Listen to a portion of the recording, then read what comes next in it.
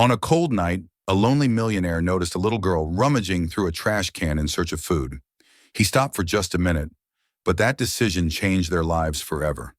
Don't forget to subscribe to the channel and write in the comments which country you are watching from. The snow was falling in thick, silent sheets, blanketing the wide streets of the wealthy neighborhood where few people ever walked after dark.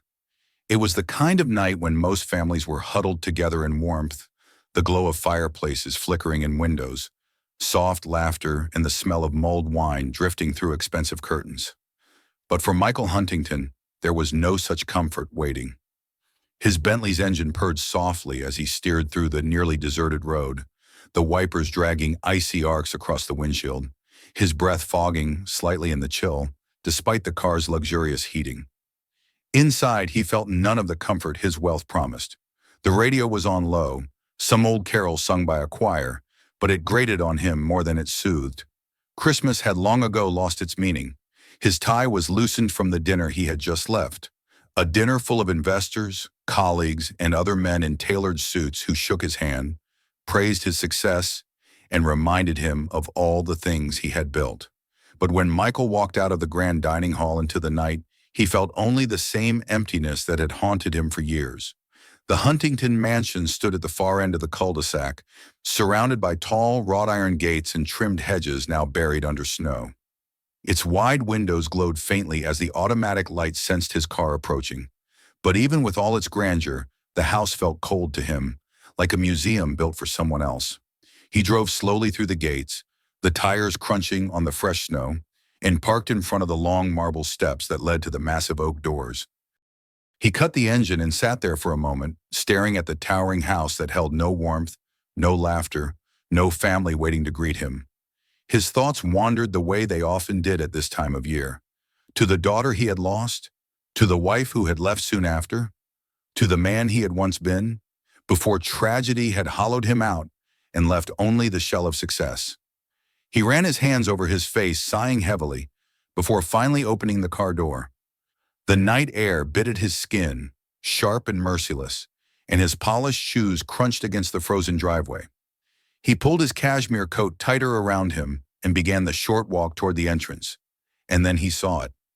At first it was just a flicker of movement in his peripheral vision, near the shadow of the dumpsters by the hedge. He frowned, slowing his steps, his brow furrowing. In this neighborhood, in this bitter weather, there should have been no one outside, least of all near the garbage. He turned his head more sharply, squinting through the swirl of snowflakes. There it was again, a small figure, low to the ground, moving slowly, deliberately. His heart stuttered. A stray dog, perhaps? It wouldn't be the first time. But as he adjusted his gaze, the outline became clearer in the pale halo of the streetlight. It wasn't an animal. It was human. Michael's breath caught in his throat. It was a child.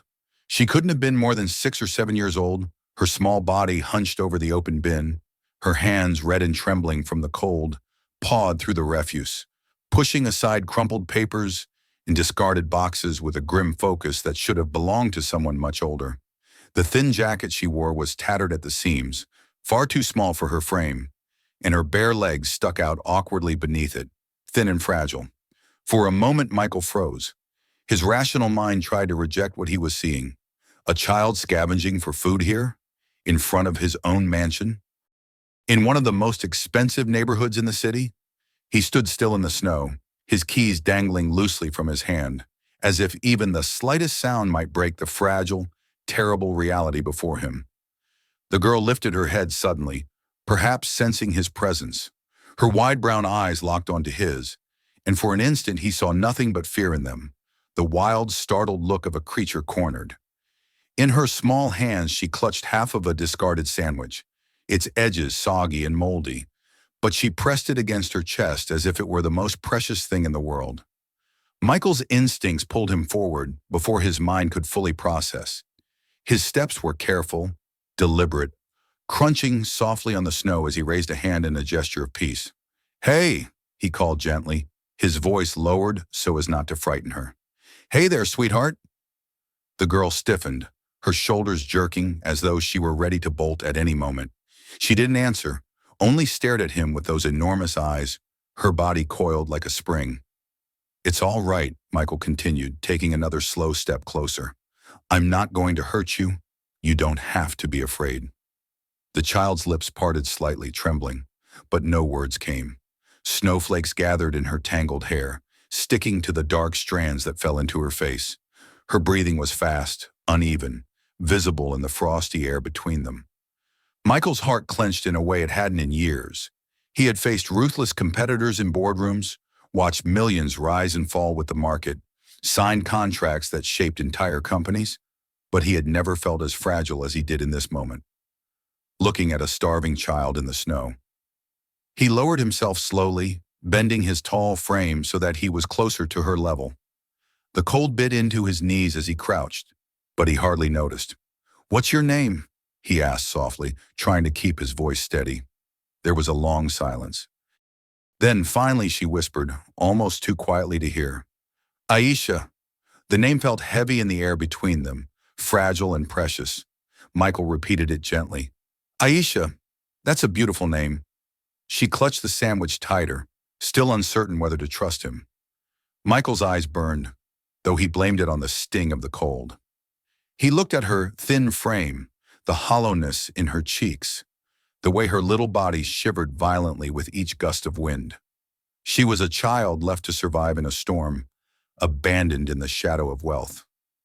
"No child should be out here like this," he murmured, more to himself than to her. Aisha shifted her weight, her small boots sinking deeper into the snow. She glanced at the open gate behind him, calculating escape. Michael saw the flicker of decision in her eyes and quickly added, "Wait, please.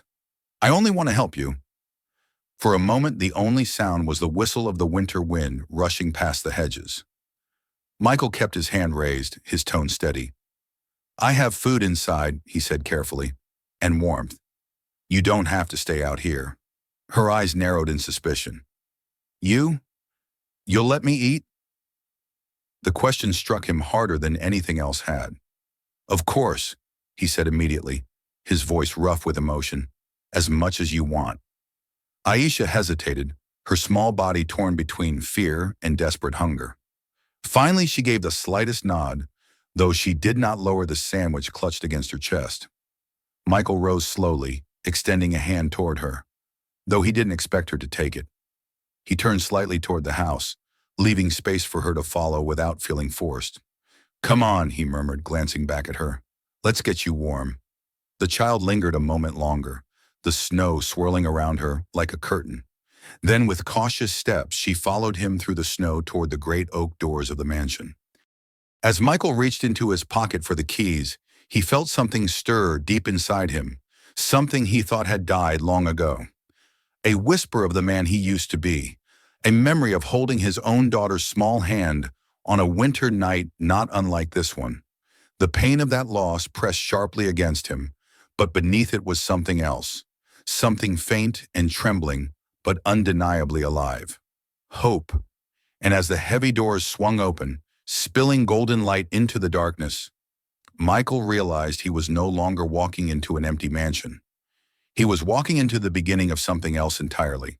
The warmth of the foyer spilled outward into the night as Michael held the heavy oak door open, a golden rectangle cutting into the blue shadows of the snow. He turned his head just slightly, looking back to see if the girl had followed. She lingered near the bottom of the steps, half hidden by the swirl of snowflakes, her small body trembling with hesitation. "Come on in," Michael coaxed, his voice as gentle as he could make it. "Just for a little while. It's too cold out here." Aisha's dark eyes darted between him and the light pouring from the doorway. She clutched the half-eaten sandwich tighter to her chest, as if the act of letting it go might cost her the only security she had. Her lips parted as though she might say something, but only a thin cloud of breath escaped into the frigid air. Michael resisted the urge to move toward her. He knew instinctively that if he pushed too hard, she would run. He had seen that look before back when his daughter had been alive, in the eyes of stray animals she tried to rescue. Cornered, desperate eyes that feared every gesture, every movement. Instead, he took a step back into the house, opening the space for her to enter on her own terms. "It's warm inside," he added softly, his tone more like a plea than a command. For a long moment she remained still, the snow settling on her shoulders like a fragile blanket. Then with small, tentative steps, she moved toward him, her boots crunching against the icy steps. She paused at the threshold, her wide eyes scanning the cavernous foyer with its marble floors, chandeliers, and sweeping staircase.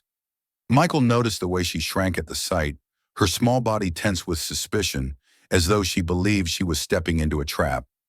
He remembered how, when he had first built this place, it was meant to impress, to dazzle guests, to announce his success.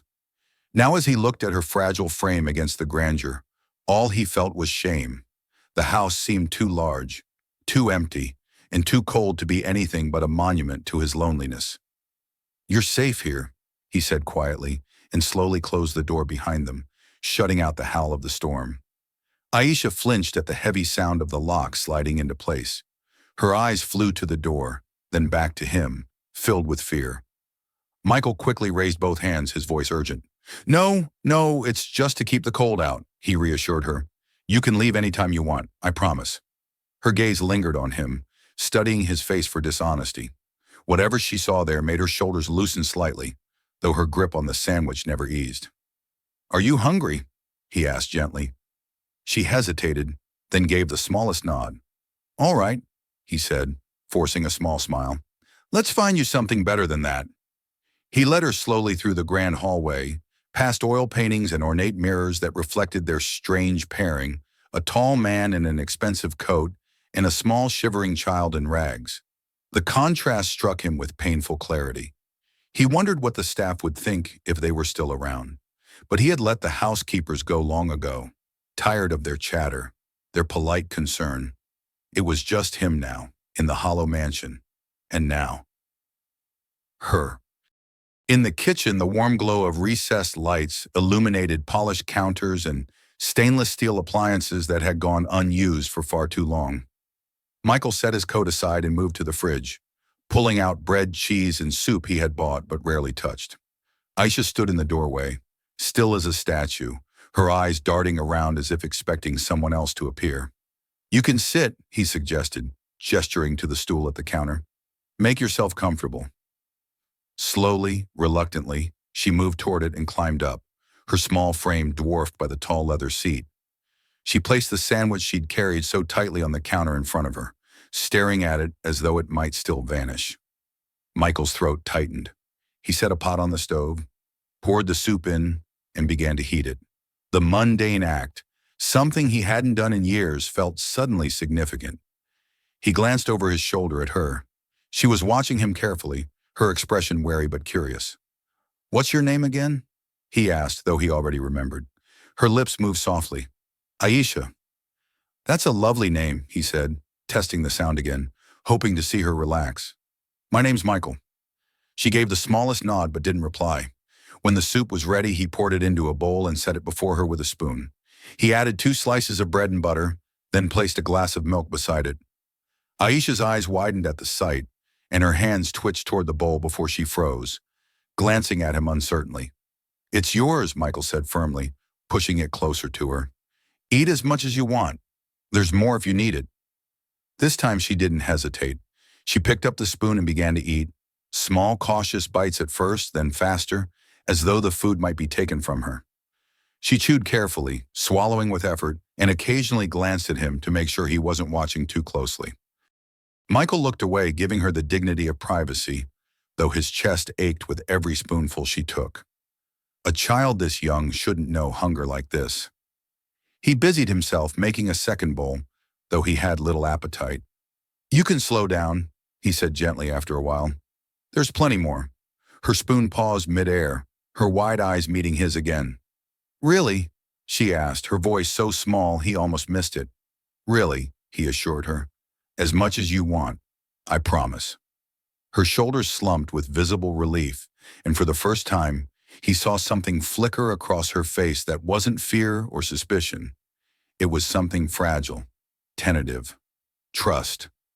Michael swallowed hard, turning his eyes to the window where snow still fell in heavy waves. The storm outside mirrored the storm inside his chest. Something was happening here, something he hadn't expected, something that would change everything. He leaned on the counter watching the child finish her meal and thought of how strange fate was. He had gone to dinner alone, returned home to his emptiness, and now here he was, sitting in his grand kitchen while a little girl in a ragged coat ate soup as though it were the most precious gift in the world. He didn't know what tomorrow would bring, or the day after, but in this moment he knew one thing with absolute certainty. He couldn't let her walk back out into the cold. And for the first time in years, Michael felt the faint, painful stirring of something he thought had died within him long ago. The instinct to protect. The storm outside raged well into the night, the wind howling against the tall windows of the mansion like a restless spirit. Inside, the heat hummed through the radiators, filling the kitchen with a steady warmth that pressed against the frost, creeping down the glass panes. Aisha had eaten every bite of soup and bread, down to the last crumb, and now sat with her arms wrapped around the empty bowl, as if she feared someone might take it away. Michael hadn't moved to clear the dishes. He could see how tightly she clung to them, how her small fingers curved possessively around the rim, and he decided to let her hold on to that moment of fullness a little longer. "You can keep that there," he said softly, gesturing toward the bowl. "I'll clean it up later." Her eyes flicked up to his face, surprised that he hadn't reached across the counter, but she said nothing. Instead, she lowered her gaze again, her lashes heavy and wet, her small body sagging with the weight of exhaustion. The sleeves of her tattered jacket were stiff with damp snow, and her boots left little puddles of melted ice on the polished tile floor. She looked like she had been dragged in from another world entirely, a world where warmth and food were rare luxuries. Michael leaned back in his chair, studying her quietly. The sharp lines of her face, too sharp for a child her age, the way her lips were cracked from cold and hunger. It was unbearable to think of her out there in the snow alone. He cleared his throat gently. "You don't have to go back out tonight," he said, the words careful, deliberate. "You can stay here for now, just until the storm passes." Her hands tightened around the bowl. "And then?" Michael hesitated. He hadn't thought that far ahead. But looking at her, shivering despite the heat, he knew he couldn't possibly send her back to whatever alley or abandoned building she had crawled from. He softened his voice. "Then, we'll figure it out," he said, "but not tonight. Tonight you're safe here." She stared at him again, her big brown eyes filled with a mixture of suspicion and longing. She wanted to believe him, that much he could see, but he also knew that every adult in her life had probably broken promises just like this. To ease the tension, Michael stood and began to move about the kitchen, opening a cupboard, pulling out a clean mug. "Do you like hot chocolate?" he asked, his tone casual. Her head tilted slightly. "I don't know." He turned back to her with a faint smile. "Well, then you're about to find out." It took only a few minutes to warm milk and stir in the rich cocoa powder. The scent of chocolate filled the kitchen, thick and comforting, wrapping itself around the edges of the night like a soft blanket. He poured the steaming liquid into a mug and set it carefully in front of her. "It's hot," he cautioned. "Blow on it first."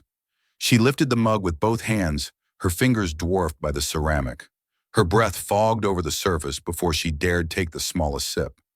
Her eyes widened almost instantly, and for the first time since he'd seen her, Michael caught a glimpse of something that resembled joy. A tiny flicker of a smile touched her lips. "It's sweet," she whispered. Michael felt something twist in his chest, sharp and deep. It was absurd, he thought, that something so simple as hot chocolate could be a miracle to her. Absurd and heartbreaking. When she had finished, he gestured toward the staircase. "Come on, let's get you cleaned up and into something warm. I've got clothes that might fit." The mention of clothes made her stiffen, her eyes narrowing again with suspicion. "Why?" He raised his brows slightly at her guarded tone. "Because you're soaked through, and because no one should have to sleep in wet boots." He managed a half smile. "Trust me, I've made that mistake before. Not pleasant." She considered this for a long moment, then gave a reluctant nod. Upstairs, the mansion felt cavernous, each step echoing as they climbed. Michael was acutely aware of how small she looked against the wide staircase, how the grandeur of the house only made her more fragile. He led her down a long corridor to one of the guest bathrooms, flicking on the lights. The marble countertops gleamed, and the massive tub stood waiting. "Let me start the water," he said, turning the handles until steam began to rise. He checked the temperature carefully with his hand. "There we go, nice and warm." She lingered in the doorway, uncertain. What if you leave while I'm in there?" Michael turned to her slowly, his expression softening. "I won't leave you," he promised. "I'll be just outside the door. You can lock it if you want. I'll stay right here." Her eyes searched his face, looking for cracks in his words. Then slowly, she stepped into the bathroom and closed the door, the faint click of the lock echoing in the hallway. Michael sat down on the floor against the wall outside, stretching his long legs out in front of him. He listened to the soft rush of water and imagined her sinking into warmth, letting it soak away some of the cold that had nearly swallowed her. His chest tightened again. He could almost see his daughter in his mind's eye, splashing in bubbles years ago, her laughter ringing through another house, another life. When Aisha finally emerged, she was wrapped in a towel nearly twice her size, her cheeks flushed pink from the heat. Her hair clung damply to her face, her eyes brighter than they had been. Michael held out the clean clothes he had found, a plain t-shirt that would fit her like a dress, soft sweatpants with a drawstring, and thick socks. "They're not fancy," he said, "but they're warm." She took them without a word, retreating back into the bathroom to change. When she reappeared, drowning in his clothes, Michael couldn't help the smile that spread across his face. She looked like a different child, still thin, still wary, but human again. In the living room, he spread a blanket over the couch. "This is yours tonight," he told her. "It's not much, but it's soft." Aisha climbed onto the couch cautiously, pulling the blanket tight around herself. Her eyes followed him as he adjusted the pillows, then lingered on his face as though she wanted to ask a question. Finally, she spoke, her voice small but steady. "Why are you helping me?" The question pierced him. He sat on the edge of a chair across from her, his hands clasped tightly together. He could have said many things, that it was the right thing to do, that no child should be in the snow, that he couldn't live with himself if he turned her away. But none of those reasons felt like enough. "Because," he said quietly, "I can't stand to see you suffer. Not when I can do something about it." She studied him for a long time, her eyes dark and unreadable. Then slowly, she lay down, pulling the blanket up to her chin. Her breathing slowed, though her hands remained clenched around the fabric, as if afraid it might be stolen. Michael watched her for a long time, the rise and fall of her chest, the faint lines of worry even in sleep. Something stirred deep within him again, an echo of the man he had once been, a man who had loved fiercely and lost everything. The house felt different now, filled not just with silence, but with possibility. And as the storm raged outside, Michael realized with startling clarity that this girl had just stepped into his life and shifted its course forever. He leaned back in his chair, staring at the ceiling, and whispered to the empty room, "You're safe now, Aisha. I won't let you go back to that." And though she couldn't hear him, for the first time in years, he almost believed his own promise. The night was long, and though the mansion had never been warmer, Michael couldn't find sleep. He sat alone in his study, the fire crackling low in the hearth, a half-empty glass of scotch untouched on the table beside him. From down the hall, he could hear the faint rhythm of Aisha's breathing, the fragile pattern of a child fighting against exhaustion and fear. Every so often, she shifted in her sleep, and Michael's chest tightened with the urge to go check on her, to reassure himself she was still there, still safe. Instead, he stared into the fire, and the flames pulled him backward, years into the past. There had been a time when he thought his life complete. The memory of his wife came first. Elena, with her bright laugh and the way she always filled a room with warmth. She had been the one who brought color into his life, who insisted on small traditions even when their schedules were packed. Sunday breakfasts, handwritten notes slipped into briefcases, birthday candles even on the busiest of days. He could see her still, standing in the kitchen of their first home, flour dusting her cheeks as she baked cookies, humming a tune that never seemed to leave his head. And then, of course, there had been Sophie, his daughter. The image came to him as clearly as though she were standing before him, a little girl with golden curls bounding through the yard, her laughter echoing against the summer air. She had been fearless, climbing higher than the other children, daring herself to run faster, always demanding his attention with cries of, "Daddy, watch me!" He could still feel the weight of her small hand in his, the way she would swing it back and forth as they walked, as though the world itself were nothing more than a playground waiting for her to conquer. The accident had stolen it all in one merciless stroke. A rain-slicked road, a truck driver who had been awake too long, a collision that ripped through his world and left nothing but wreckage behind. Elena had been driving Sophie back from her dance lesson. He had been in the office, signing a contract he thought was the most important moment of his career. By the time he arrived at the hospital, it was already too late. Michael pressed a hand to his eyes, the memory as sharp now as it had been then. The sterile smell of the hospital corridors, the sympathetic voices of doctors who could not undo what had been done, the way his legs had nearly given out when he saw the small body covered by a white sheet. He had been a husband, a father, a man with a family. In the span of an hour, he had become a widower, a man with empty arms and an empty house. He had buried himself in work after that. Deals, acquisitions, endless nights in glass towers where numbers replaced feelings. He built wealth like a fortress, piling it higher and higher around himself so nothing could breach it. But every night, when the noise faded, the silence pressed in, and he was left with the echo of Sophie's laughter in rooms that would never hear it again. He lifted the glass of scotch to his lips, but set it down again untouched. The alcohol had once been his crutch, dulling the sharpest edges of grief. But tonight he didn't want numbness. He wanted clarity, because clarity was what had struck him the moment he'd seen Aisha standing in the snow. She was not Sophie. She never could be. And yet there was something in her eyes, those wide, frightened eyes that pulled at the same part of him that had once rushed forward to catch a daughter leaping into his arms. It was the instinct he thought had died in him, buried alongside the people he had loved most. But it wasn't gone. Seeing her out there, alone and trembling, had cracked something open inside him, and now the memories poured in like floodwaters. He rose from the chair and walked quietly down the hall. He stopped at the doorway of the living room, where Aisha slept curled on the couch, the blanket cocooned around her small body. Her face in repose looked younger, softer, as if sleep peeled back the years of pain and fear she had endured. Michael stood there for a long time, one hand braced against the doorframe. The ghosts of his past hovered close, whispering of all he had lost, all he had failed to protect. But as he watched Aisha's chest rise and fall, another thought cut through. Perhaps he had been given this moment for a reason.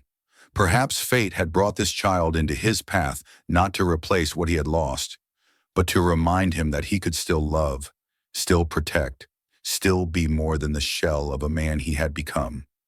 His throat tightened, and he whispered into the dim room, barely audible even to himself.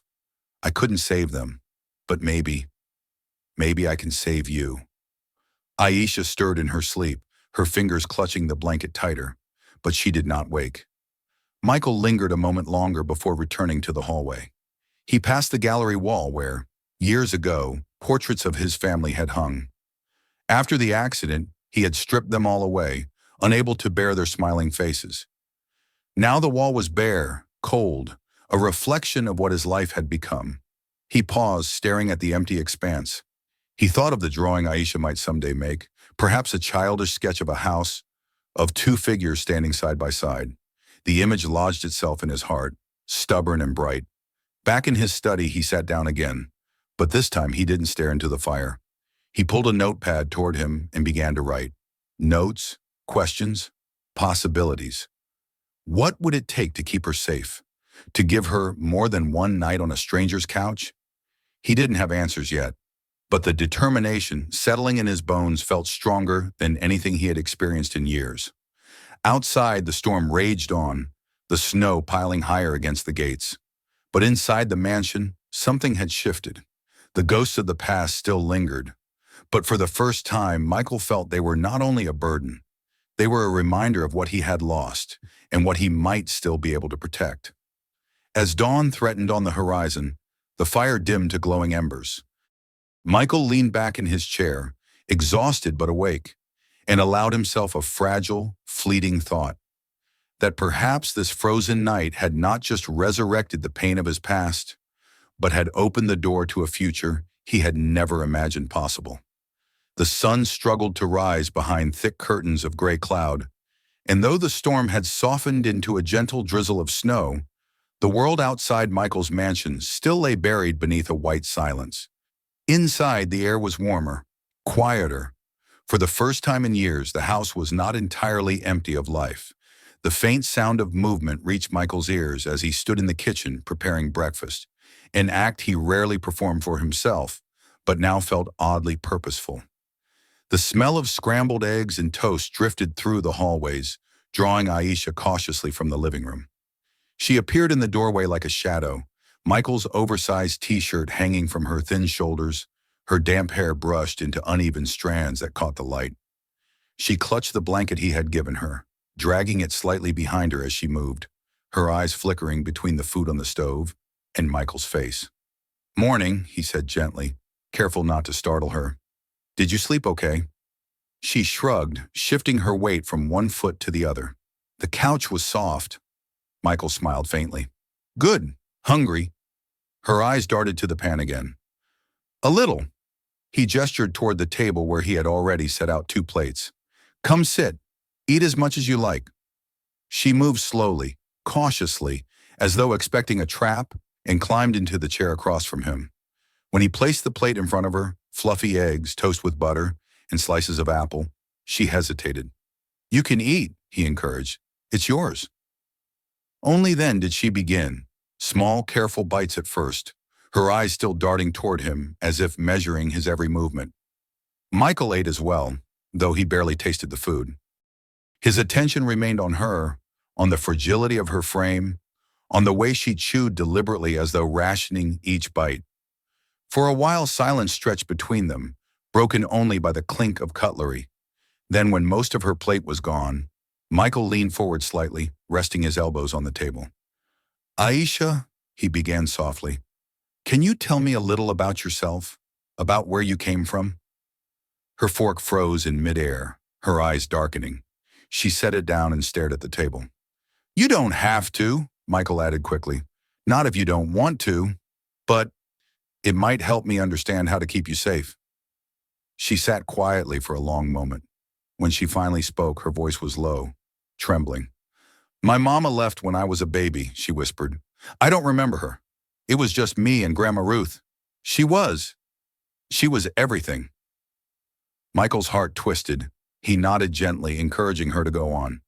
"She got sick," Aisha continued, her words rushing now as though saying them faster might make them hurt less. "She coughed a lot, and she was so tired all the time. We didn't have money for a doctor. She kept taking medicine from the store, but it didn't work. One morning I tried to wake her up, but she wouldn't open her eyes. Her small hands clenched tightly in her lap, and her voice cracked. I shook her and called her name, but she was cold. People came in uniforms and took her away. They said I had to go live with other families." Tears welled in her eyes, and she blinked furiously as if trying to hide them. Michael's chest ached, his own memories of hospital corridors and white sheets rising unbidden. He forced himself to stay quiet, to let her speak. "The first family didn't want me," she went on. "They said I was too quiet. The next one, they yelled a lot. Sometimes they forgot to feed me. I stayed with 3 families. Nobody kept me. The last one, they didn't care if I was there. They said I was trouble." Her voice dropped to a whisper. "So I left." Michael swallowed hard. The picture became painfully clear. A child shuffled from place to place, treated like an unwanted package, left to fend for herself until she decided she was safer on the streets. He leaned forward, his voice steady but filled with emotion. "You didn't deserve that," he said. "None of it. You're just a little girl, Aisha. You should have been cared for, loved." Her eyes flicked up at him, searching, suspicious. "People always say things like that," she murmured. "But then they leave. Everyone leaves. Michael felt her words like a knife. He wanted to promise her then and there that he wouldn't leave. But he knew words alone wouldn't be enough. She had heard too many empty promises. Instead, he reached slowly across the table, laying his hand palm up where she could see it. "I can't change what's happened," he said softly, "but I can promise you this. I will not walk away tonight or tomorrow or the next day. You don't have to be alone anymore." Aisha stared at his hand for a long moment. Then hesitantly, she placed her small fingers in his. They were trembling, but she didn't pull away. Something broke inside Michael, something cold and rigid that had lived in him for years. He closed his hand gently around hers, not tightly, just enough to let her know he was there. They sat like that for a while, the silence between them no longer empty but full of something fragile and new. Trust was not given easily, he knew, but this was the first step. When breakfast was over, Aisha followed him through the house, exploring timidly, her blanket still wrapped around her shoulders like a shield. She asked small questions. "Why are there so many rooms? Why is it so quiet here?" And Michael answered patiently, even when the answers embarrassed him. The mansion, once a monument to his wealth, now looked hollow through her eyes. But as the day wore on, he realized something important. The house didn't have to stay that way. With her presence, it was already beginning to change. And as he watched her trace her fingers across the smooth banister of the staircase, her eyes wide with cautious wonder, Michael felt for the first time that maybe, just maybe, the future could hold something other than emptiness. The days that followed blurred together in a strange mixture of awkwardness and quiet discovery. For years, Michael had lived by routines of efficiency: rise early, skim financial reports, take meetings, close deals, return to an empty house where silence greeted him like an old companion. Now that silence was broken. It was broken by the small sound of footsteps in the hallway, by the rustle of blankets as Aisha stirred on the couch, by her hesitant voice asking questions he had not heard in years. The first morning after her arrival, Michael found her curled up on the couch before dawn, still clutching the blanket tight.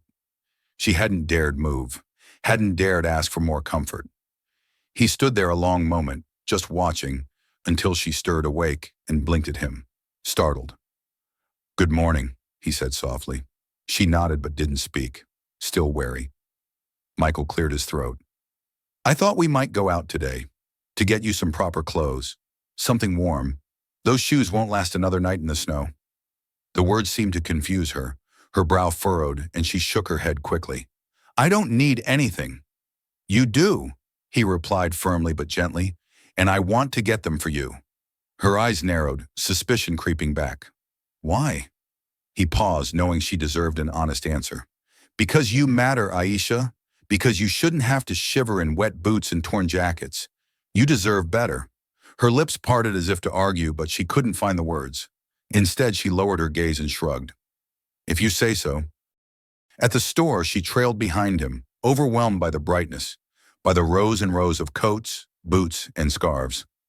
She touched items hesitantly, like they might vanish if she pressed too hard. "Try this," Michael suggested, holding out a woolen coat in a deep purple shade. Her eyes widened and she shook her head quickly. "It's too nice, too expensive. They'll say I can't keep it." "They?" he asked gently. "The families before," she whispered. "They always said nice things weren't for me, that I should be grateful for scraps." Michael's chest burned. He crouched so he was level with her eyes. "Listen to me, Aisha. This isn't too nice for you. Nothing is too nice for you. You deserve clothes that keep you warm and make you feel good, and no one is going to take them away." She studied his face a long moment, searching for cracks in his promise. At last, she reached for the coat. By the time they returned home, she wore the purple coat zipped to her chin, her small hands buried in new mittens. The sight of her in clothes that actually fit filled Michael with a pride he hadn't expected. That evening, something remarkable happened. In the kitchen, he clumsily attempted to braid her hair after she'd bathed, his fingers tangling hopelessly in the strands. "Hold still," he muttered, squinting in concentration. "It's crooked," she said, watching her reflection in the oven door, her mouth twitching. "I'm doing my best," he grumbled. A sound escaped her then, Small at first, but unmistakable. A laugh. Light, quick, almost as if she had forgotten how. Michael froze, startled by the sound, then found himself laughing too, the tension breaking in both of them. The moment was brief, but it was enough. The mansion, which had once felt like a mausoleum, suddenly felt alive. Over the following days, warmth spread through the house in ways he hadn't anticipated. Her drawings began to appear on the refrigerator, crooked houses with smoke curling from chimneys, stick figures standing outside, labeled Me and M. She insisted he sit with her at the table for meals rather than eating alone in his study. She peppered him with questions about everything. Why the house had so many rooms, why the paintings all looked so serious, why he lived alone. Sometimes he didn't know how to answer, but he tried. At night, when shadows frightened her, he left a light on in the hall. When she asked for stories before bed, he dug through the recesses of his memory for the ones he used to tell Sophie, fairy tales, fables, and silly tales he made up on the spot. She listened with rapt attention, her eyes heavy with sleep, and he found himself lingering long after she had drifted off, unwilling to leave the moment. The house changed with her presence. It was not just the laughter or the drawings or the sound of footsteps in the halls. It was the way Michael himself began to change. He no longer sat for hours in his study, staring at financial reports. He no longer drowned in silence. He was cooking breakfast, folding blankets, fumbling with braids. He was living again, in the most ordinary and extraordinary ways. And though he tried not to admit it out loud, he knew what was happening. The mansion was no longer just his, it was theirs. The snow outside had begun to melt, leaving the city in a patchwork of ice and slush. But inside the Huntington mansion, the warmth of routine had started to take root. Michael had grown accustomed to hearing the soft shuffle of Aisha's steps across the marble floors, to seeing her drawings scattered on the kitchen table, to finding her small shoes tucked neatly by the door. The emptiness that had once defined his life now seemed unthinkable. He rose each morning with purpose, cooking breakfast for two instead of one, checking that her coat was zipped properly before she ventured into the cold. It felt fragile, this new lifelike glass in his hands, but it was real. And because it was real, it was vulnerable. The knock came one afternoon, sharp and insistent against the great oak doors. Michael had been in the living room, helping Aisha with her reading. She startled at the sound, her pencil slipping from her fingers. Her eyes widened, and he saw the panic that flickered there. "Stay here," he murmured, his voice calm, though his chest tightened. He set the book aside and rose. At the door stood two people, a woman in a dark coat holding a clipboard, and a man with a badge pinned to his lapel. Their expressions were practiced, neutral, the kind that came with years of bureaucracy. "Mr. Huntington?" the woman asked. "Yes," he replied, his voice even. "I'm Karen Lewis from Child Protective Services. This is Officer Delgado. We've received a report about a child residing in your home." The words hit him like ice water. For a brief second, he imagined slamming the door, pretending none of this was happening.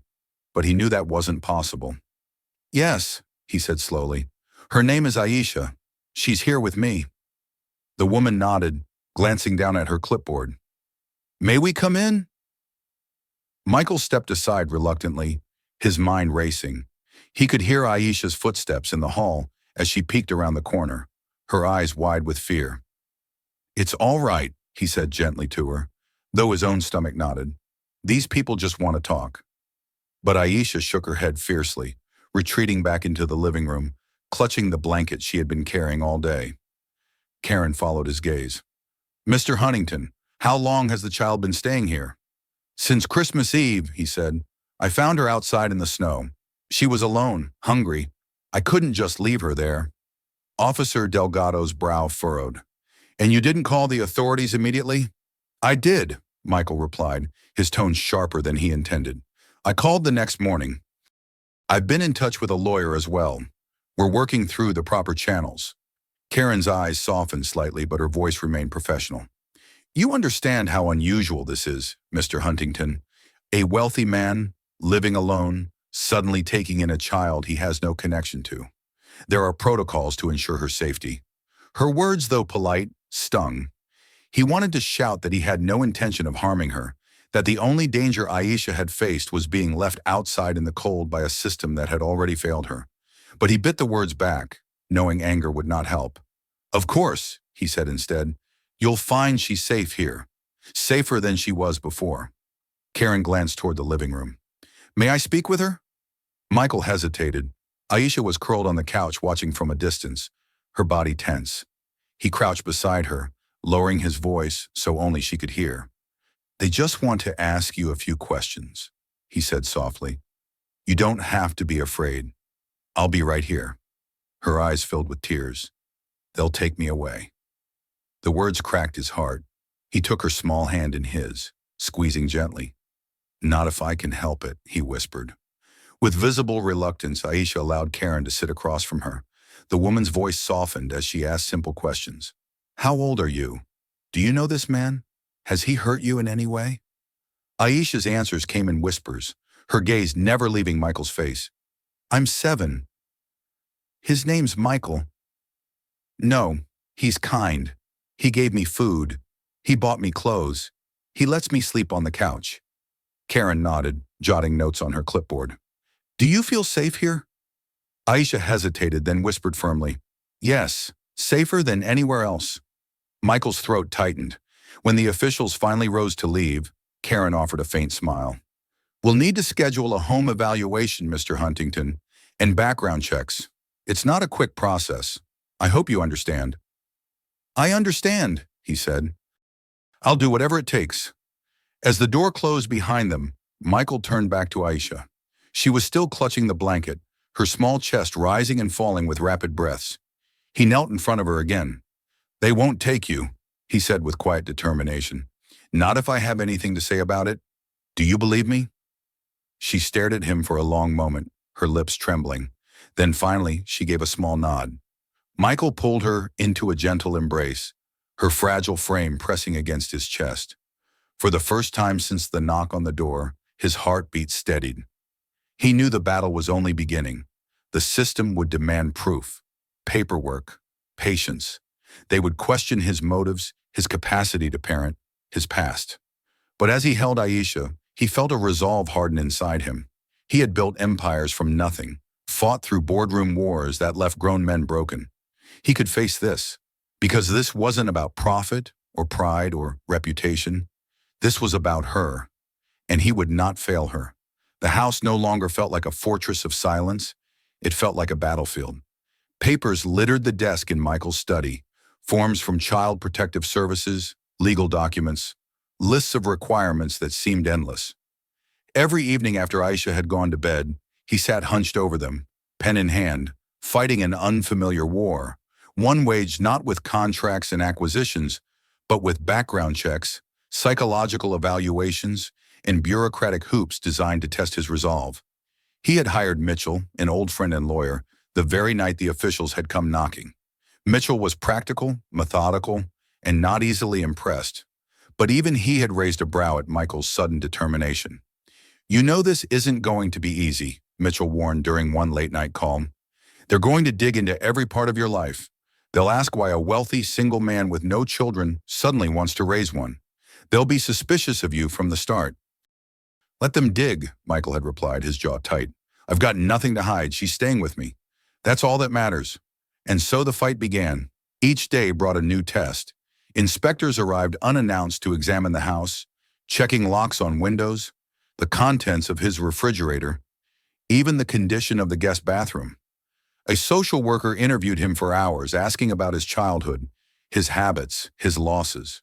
When the subject of Sophie and Elena arose, Michael felt his throat close, but he forced himself to speak.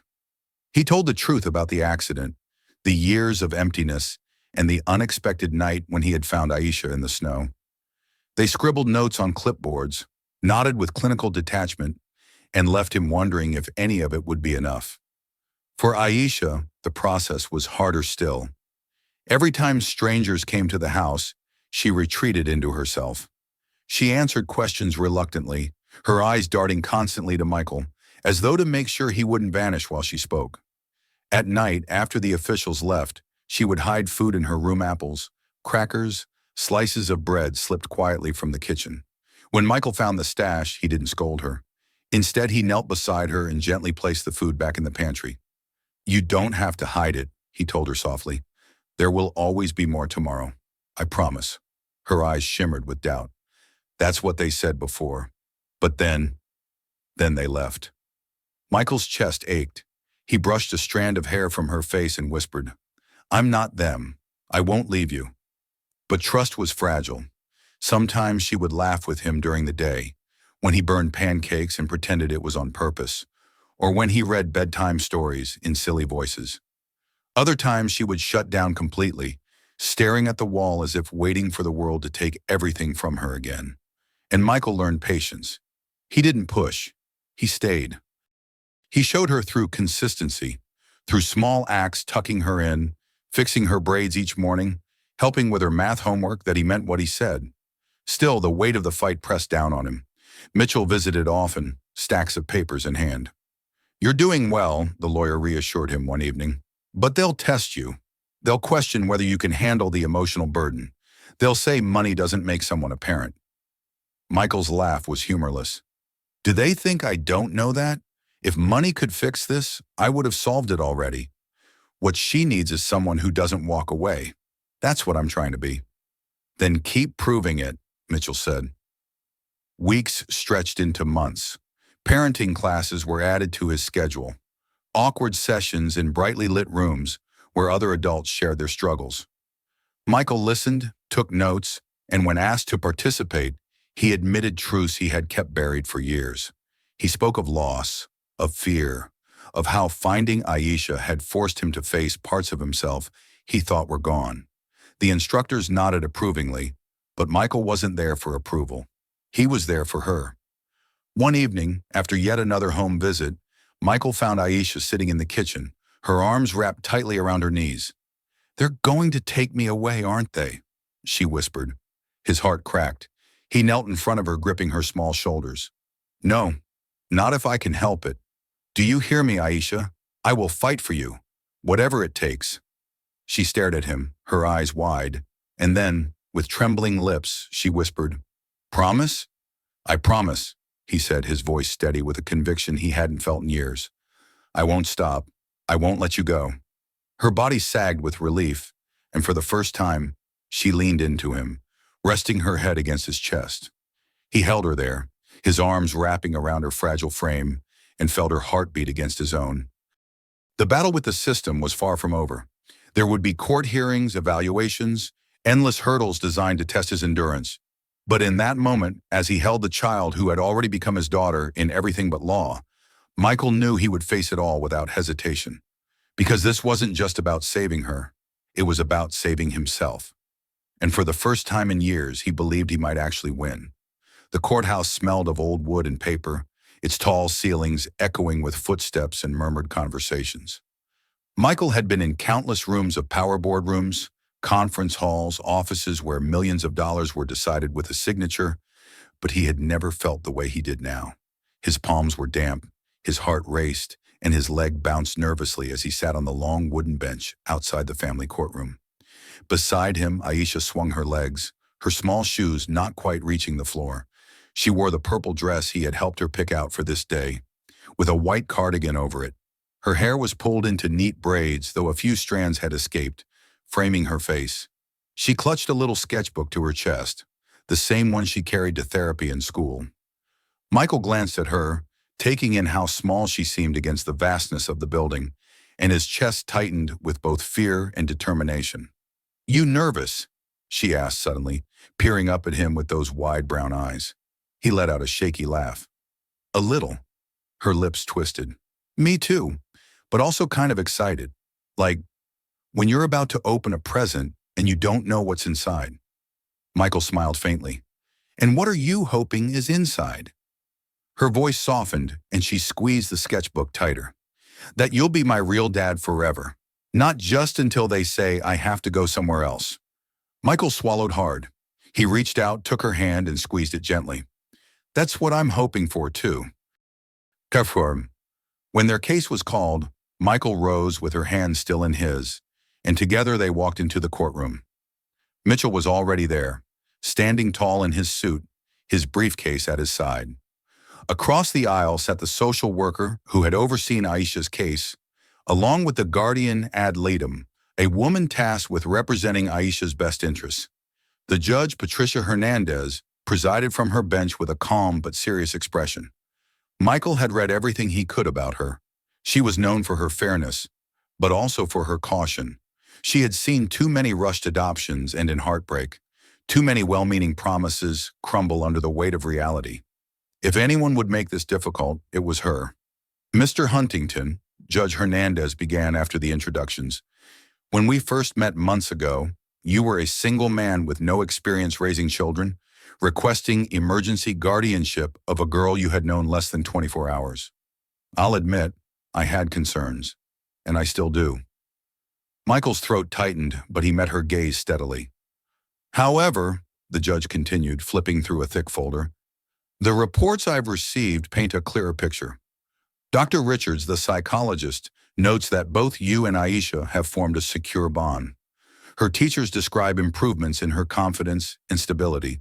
The social workers report a consistent environment of care. Still, she closed the folder. This is not a decision to be taken lightly. Do you have anything you wish to say before I make my ruling? Michael rose, smoothing his tie with one hand. His voice was steady, though inside he felt as though every word was carrying the weight of both their futures. Your Honor, he began, I didn't plan for this. I didn't wake up one morning and decide I wanted to be a father. I thought that part of my life was over. I had lost my wife and daughter years ago, and I built walls around myself so high I thought nothing could get through. But then on Christmas Eve, I saw Aisha outside in the snow.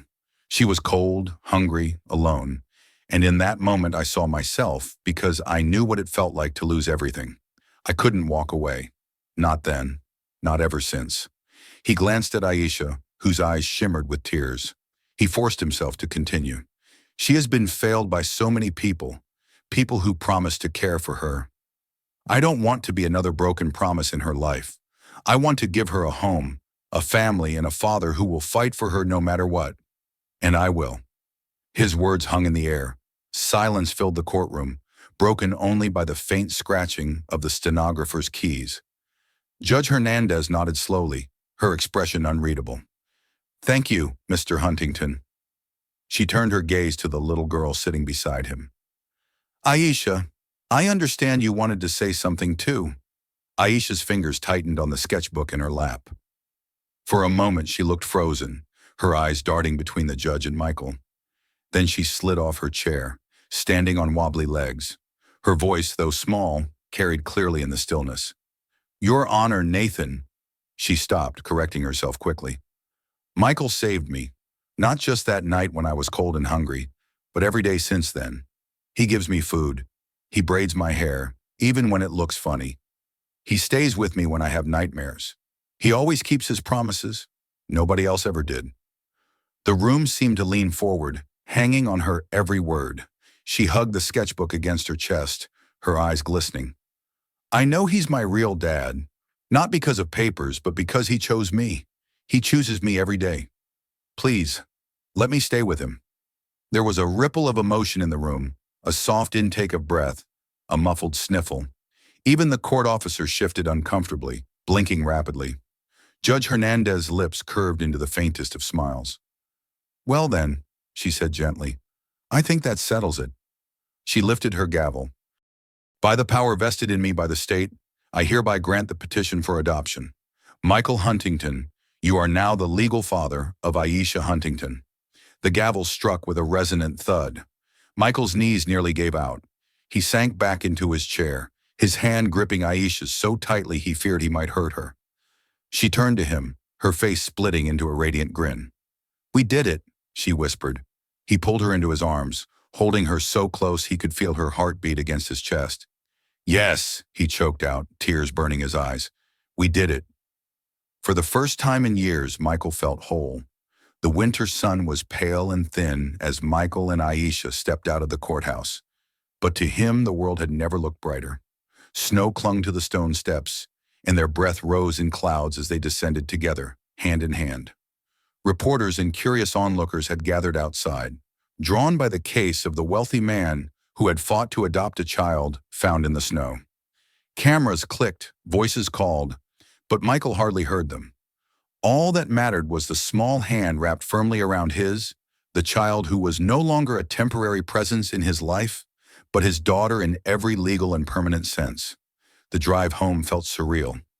Isha sat beside him in the car, clutching her sketchbook, humming softly under her breath. Every so often, she would glance at him and smile, shy and disbelieving, as though afraid the moment might vanish. Michael reached over once, ruffling her hair, and she giggled, a sound that melted the last remnants of ice around his heart. When they pulled into the driveway, the Huntington mansion no longer looked like a cold monument. For years it had loomed over him, a reminder of everything he had lost. Now as he watched Aisha skip toward the front door, it looked like something else entirely. It looked like a home. Inside, he set down his coat while Aisha ran straight to the kitchen, where she pulled out crayons and paper from the drawer he had cleared just for her. Michael followed, loosening his tie, still dazed from the weight of the day. He leaned against the counter, watching her sketch furiously, her tongue sticking out in concentration. "What you drawing?" he asked. She didn't look up. "Us." When she finally finished, she turned the page toward him. It was a simple drawing, a big house with yellow curtains in the windows, a garden filled with bright flowers, and two figures standing side by side, hands clasped. Above them, in bold, uneven letters, she had written, "My family." Michael's throat closed. He knelt beside her, pulling her into his arms. "It's perfect," he whispered, kissing the top of her head. That evening, they celebrated in their own way. No grand parties, no expensive dinners, just Chinese takeout spread across the living room floor, cartoons playing softly in the background. Aisha slurped noodles, laughing when they slipped from her chopsticks, while Michael watched her with a smile that refused to leave his face. "Dad," she said suddenly, testing the word again. He froze, his heart pounding. "Yeah? Can we plant flowers in the garden when it's warm, like in the picture?" His vision blurred. He blinked rapidly and nodded. "Of course we can. As many as you want." Later, when he tucked her into bed, she clung to his hand. "Thank you for not leaving me," she whispered. Michael bent down, brushing a kiss against her forehead. "Thank you for letting me stay," he replied. When she finally drifted into sleep, he lingered by the doorway, watching the steady rise and fall of her chest. For years, he had gone to bed with nothing but ghosts for company. Tonight, he carried something else with him: peace. In his study, the wall where family portraits had once hung still stood bare.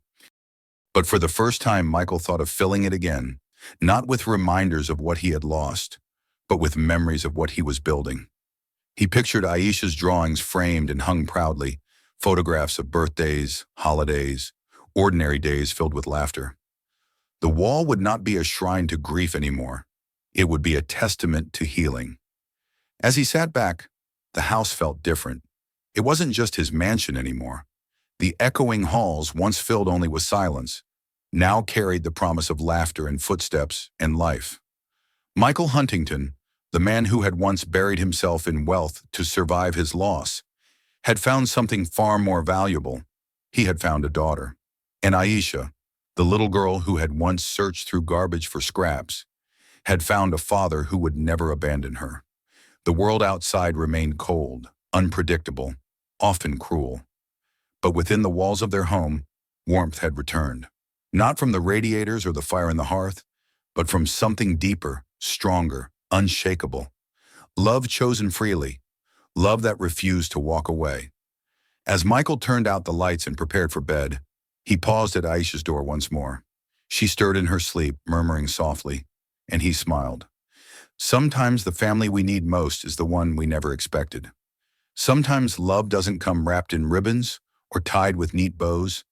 It comes in tattered jackets and frightened eyes, in laughter rediscovered, in promises kept. Michael closed the door gently and whispered into the quiet hall, "Good night, my daughter." And for the first time in years, the emptiness was gone. If this story moved you, don't stop here. Subscribe now so you never miss the next chapter and dive into more powerful stories waiting for you on our channel. Share this video with someone who needs to believe in second chances. You might change more than one life today.